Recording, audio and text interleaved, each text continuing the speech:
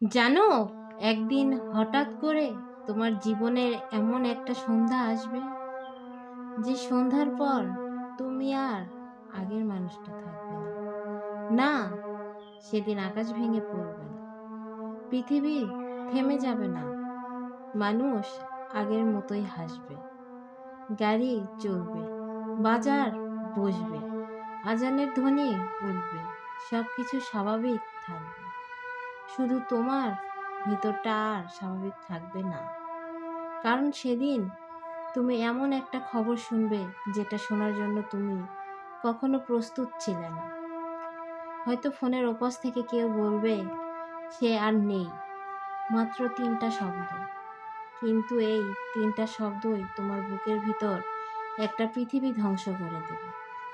তারপর তুমি পুরনো মেসেজগুলো পড়বে, পুরনো ছবিগুলো দেখবে, শেষ কথোপকথনটা বারবার শুনবে আর ভাববে, ইস, সেদিন যদি আরেকটু বেশি কথা বলতাম, ইস, সেদিন যদি রাগ না করতাম, ইস, সেদিন যদি আরেকবার বলতাম তোমাকে অনেক ভালোবাসি।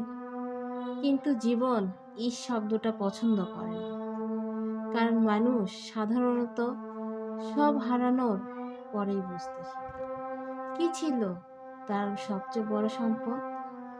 জানো, যে মানুষটা আজ তোমার পাশে বসে আছে, হয়তো একদিন তার খালি চেয়ারটা দিকে তাকিয়ে তুমি খুব কান্না লুকাও।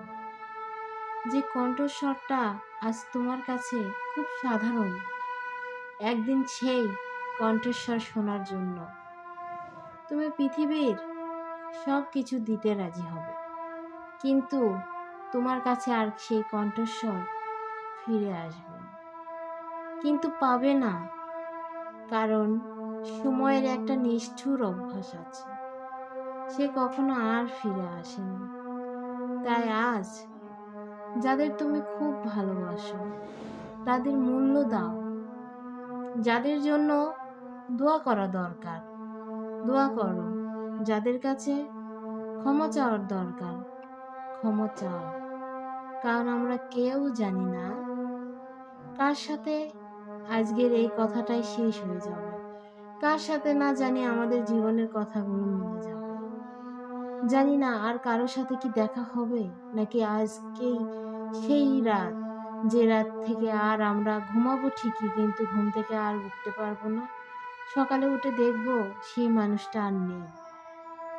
মানুষ সাধারণত প্রিয় মানুষটার মূল্য তখনই বোঝে যখন তার কবরের মাটিটা শুকিয়ে যেতে শুরু করে। এটাই বাস্তব। যদি আমাদের ভিডিওটি ভালো লাগে অবশ্যই লাইক, কমেন্ট, শেয়ার এবং সাবস্ক্রাইব করে আমাদের পাশেই থাকবেন। যদি আরও ইমোশনাল ভিডিও পেতে চান অবশ্যই কমেন্ট করে জানাবেন। সবাইকে ধন্যবাদ।